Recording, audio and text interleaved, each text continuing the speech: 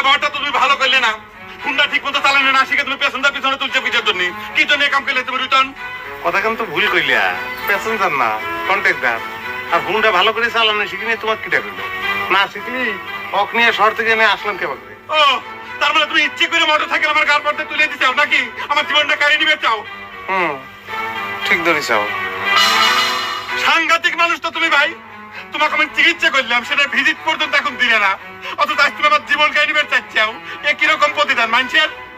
আমাকে মান সম্মানের কোনো কথা নেই নাকি? কি মনে করো? তুমি ডাক্তার সত্যি সত্যি একটু বেশি বুঝো। তোমাকে মারবে ছেলে, তুমি এনে খারাই আমার সঙ্গে কথা কইবার পারতে।